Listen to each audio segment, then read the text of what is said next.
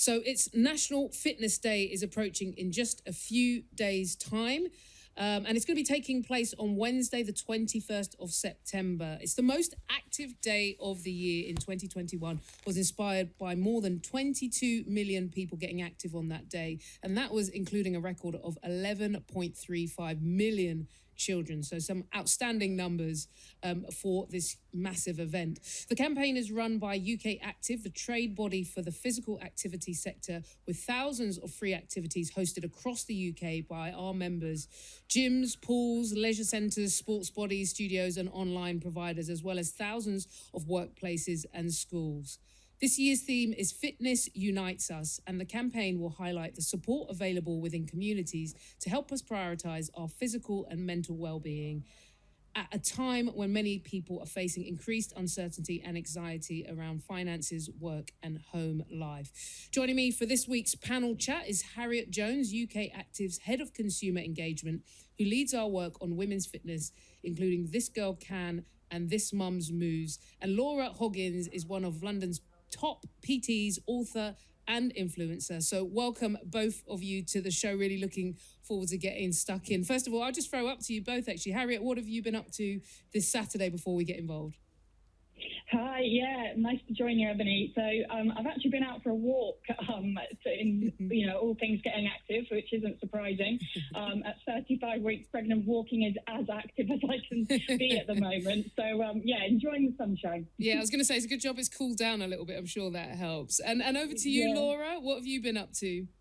Yeah, so hi guys. I've had a big week in the gyms this week, and Saturday is usually the time where I can focus on my physical activity. So I've been at the gym training this morning, and just looking forward to talk with you today. Well, a very active panel. I'm looking forward to it. And just really as well for both of you, feel free to chip in if there's a point from either that sort of just gets you going and you want to add in on it. Well, Harriet, can I start with you and just explain a little bit about, what exactly National Fitness Day is and why you think it's so important? Yeah, of course. So, as you said, it's, National Fitness Day is taking place this coming Wednesday. It's actually the UK's most active day of the year, which, as you rightly mentioned, inspired sort of 22 million people last year, which was an amazing achievement considering it was also the 10th anniversary of the campaign. Mm-hmm. And we use the word inspire because it's a day when people of all ages, backgrounds and abilities come together to celebrate the fun of fitness and being active. Demonstrating how inclusive fitness can and should be. As well as this, it's a chance to show and enjoy the incredible benefits that physical activity can provide across not only our physical health, but social and mentally too. And to your point, there will be thousands of free events, classes and activities taking place across gyms, pools, leisure centres, sports clubs and online also. So we're utilising the theme Fitness Unites Us this year to demonstrate the inclusive power of physical activity and bringing people from all walks of life together across communities, which obviously is a really key thing at the moment in terms of, some of the challenges we're facing as a nation, which I know Laura is really big on also in terms of the power of community through the work she does and she sees at her gyms.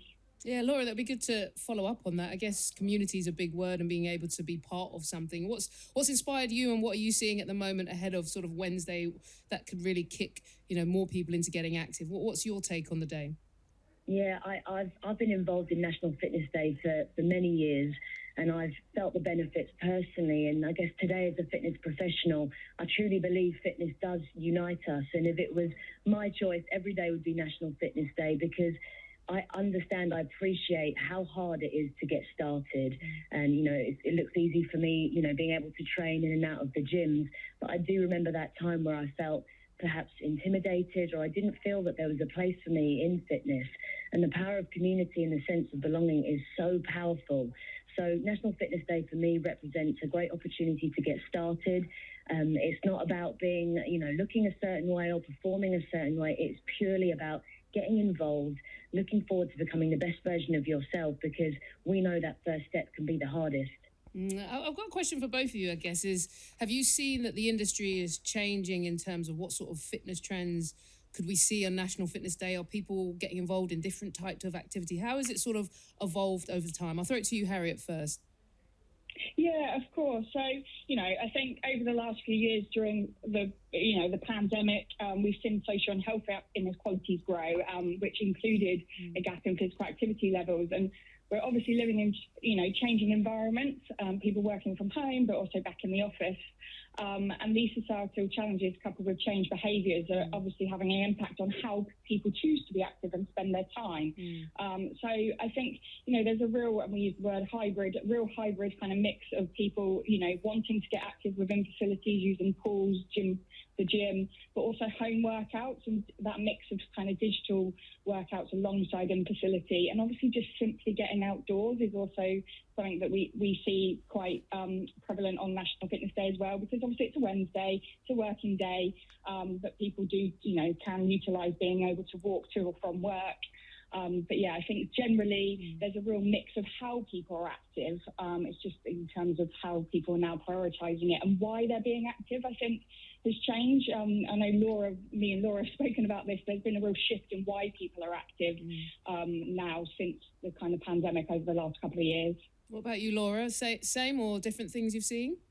Yeah, I think just to follow on from Hattie's last point, I think the fitness industry, I think part of the reason why it can look so intimidating is because of the sort of the aesthetic that is sometimes portrayed in sort of the fitness landscape, and people feel like, if you don't look like that, then there's not a place for you. And I've certainly heard lots of people talking about the reasons why they're being active is to feel good, to be stronger, to be more resilient at life, to have that transfer of skills of being challenged in a community or a group environment, getting involved in fitness, to then feel the strength to take on the challenges of daily life, which has been incredible. And I guess the other thing that Hattie had pointed out is the prioritisation.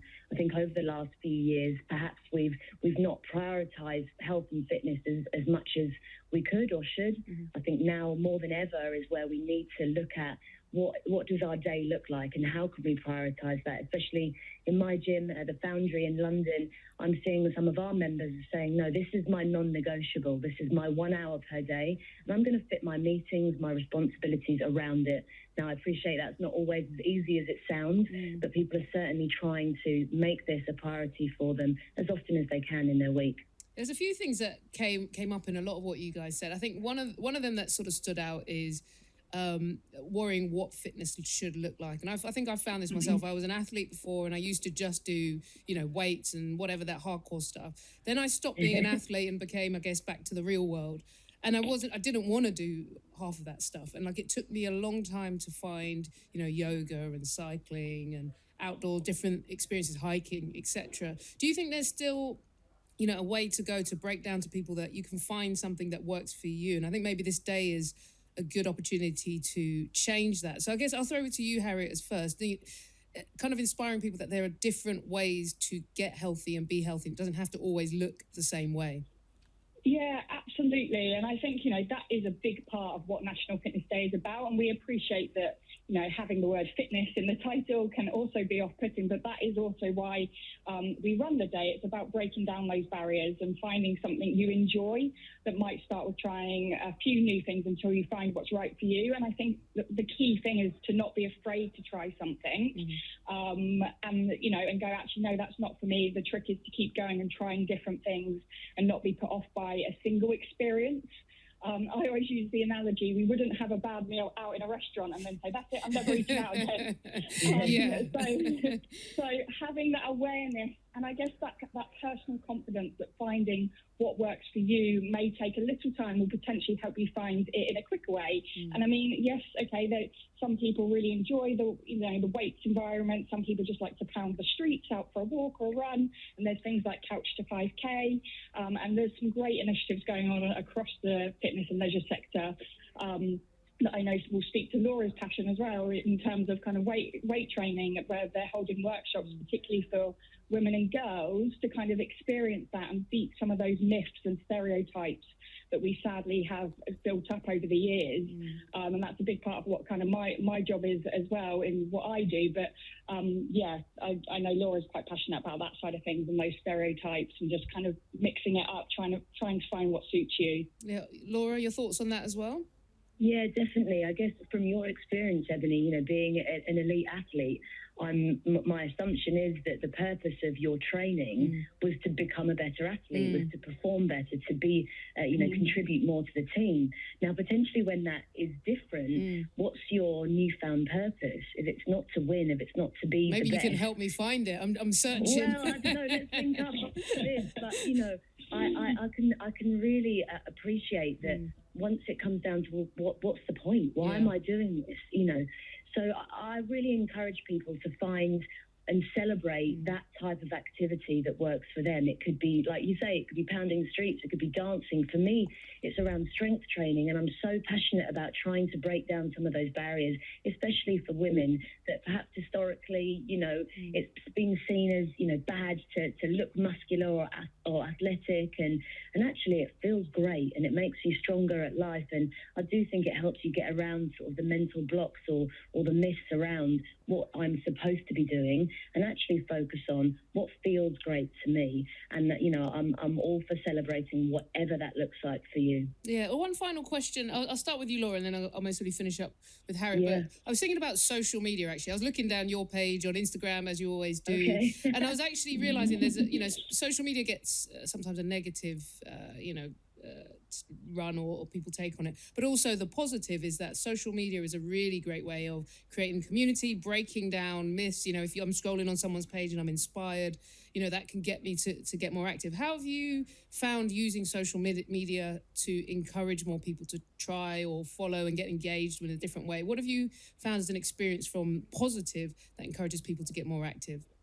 Yeah, I think social media is a bit of a gift and a curse for me, because I love the ability to connect with people that I might not be able to see in real life. I've only got so many hours in the day that I can train people or that can physically get to me.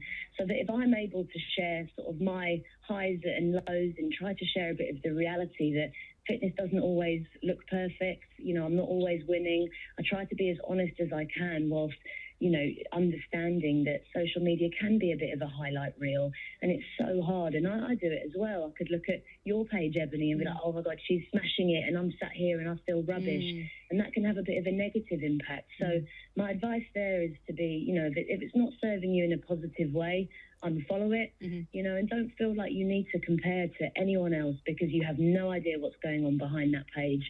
My weightlifting PB, I could compare to, Olympic medalist Emily Campbell and feel rubbish about myself, that I could often, but I could need to celebrate the journey that I'm on and just use it for the positive. Yeah, and talking about positives, I'll finish up with you, Harriet. I guess next week, everyone can be out there getting involved, maybe share your selfies of getting active, but a really exciting event next Wednesday coming. So final words on that. Yeah, just to kind of, whatever it might be, you can go and check out activities and events near you online by checking our location activity finder at nationalfitnessday.com. And share those kind of key fitness messages or the start of your journey using #FitnessDay. But whether that be going to take part in a class, a structured activity, or simply just getting outside and enjoying the fresh air with your shoes on, like that's all what it's about. So it's just however works for you, start small and build up. We just want everyone to enjoy the power of physical activity. Amazing. Well, look, great words there. Thank you so much for your time, Harriet and Laura. Excellent this afternoon, and hopefully it inspires everybody. So you guys have a great weekend. Don't forget, Wednesday, 21st, National Fitness Day, and a chance to get active and involved. 20+ million last year, over 11 million children. So hopefully we'll break that too. Okay.